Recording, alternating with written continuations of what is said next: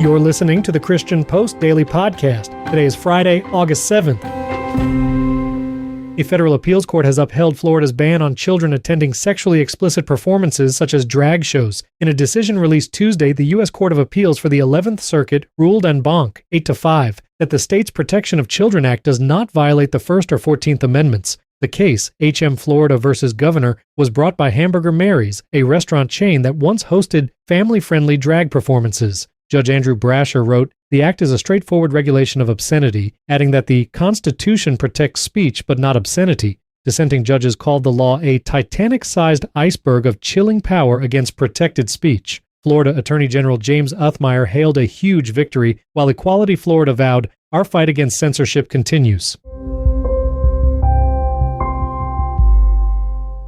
Singer-songwriter Mike Posner, best known for the hits Cooler Than Me and I Took a Pill in Ibiza, has revealed he's become a Christian and been baptized. In a lengthy Instagram post accompanied by video of his baptism at sunset, the 38-year-old Grammy-nominated artist told his 1.4 million followers, "A year ago, I got down on my knees and gave my life to Christ," describing a series of Christ-based synchronistic events, including feeling what he called electricity shooting up his spine during a small church service.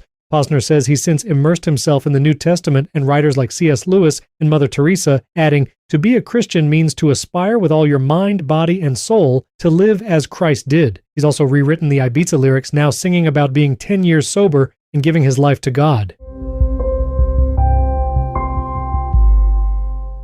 A federal court has breathed new life into a Christian therapist's challenge to Washington state's ban on so-called conversion therapy. The U.S. District Court for the Western District of Washington voted last Thursday to reopen Tingley v. Brown, brought by licensed marriage and family therapist Brian Tingley, who sued in 2021 over a 2018 law signed by then-Governor Jay Inslee barring counselors from helping minors with unwanted same-sex attraction or gender confusion. The Ninth Circuit ruled against Tingley in 2022, and the Supreme Court declined to hear his appeal. But the High Court's 8-1 decision in Chiles versus Salazar, with Justice Neil Gorsuch writing that lower courts failed to apply sufficiently rigorous First Amendment scrutiny, changed the landscape. Alliance Defending Freedom's Johannes Widmalm Delfons said the court reined in Washington state's ideological crusade.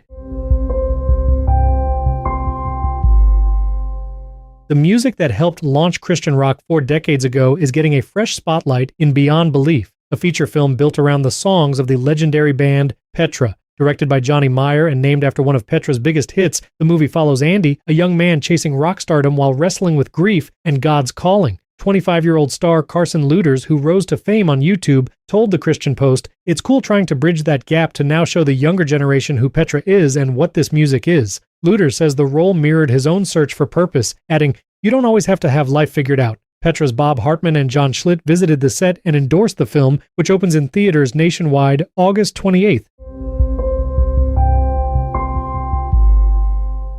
New research suggests that showing up for small group Bible study makes a measurable difference in a believer's spiritual life. An analysis released this week by Lifeway Research, drawn from its State of Discipleship study of more than 2,100 Protestant churchgoers, found that those attending a small group at least 5 times a month posted an overall discipleship score of 74, compared to just 60 for those who never attend. The gap was widest in Sharing Christ, where regular attenders scored 69 versus 41 for non-participants. Executive Director Scott McConnell said the findings weren't surprising, explaining that close relationships have the biggest impact on a person's choices and that Scripture is transformative. Interestingly, 2 categories bucked the trend, exercising faith and living unashamed, which McConnell attributed partly to humility that comes with spiritual maturity.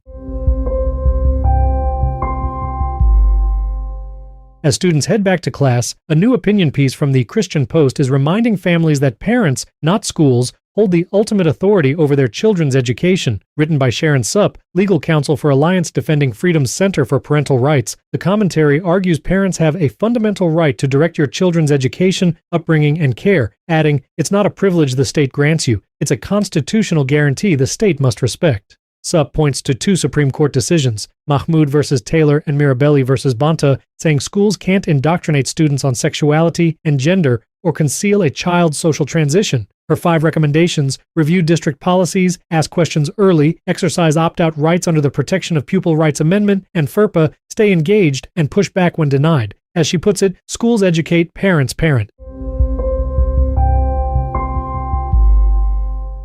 Actor Cameron Arnett is calling on the church to stop shying away from the subject of spiritual warfare. In a new interview tied to his latest film, Soul Snatchers, Arnett said the supernatural thriller genre can be used to challenge believers to reject fear, confront the reality of the unseen spiritual battle, and rediscover God's supernatural power. Arnett, a familiar face in faith-based cinema, argued that too many congregations avoid teaching on the demonic and the spiritual realm, leaving Christians unprepared, and he urged pastors and churchgoers alike to take the topic seriously rather than treat it as fiction. Soul Snatchers, he said, is designed not simply to entertain, but to prompt audiences to examine what they truly believe about God's authority over darkness.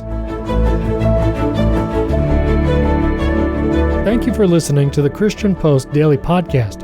We encourage you to follow the show in your podcast player of choice, Apple Podcasts, Spotify, or third-party podcast players like Overcast and Pocket Casts. You can also download the Edifi app for free and listen to all the podcasts on the Edifi network by clicking the link in today's podcast show notes. We would also appreciate a 5-star rating in Apple Podcasts and Spotify to help us reach a wider audience with the Christian Post Daily Podcast. You can also subscribe to our daily newsletter and get the top headlines delivered to your inbox by clicking that link in the show notes as well. Thank you again for listening to the Christian Post Daily Podcast.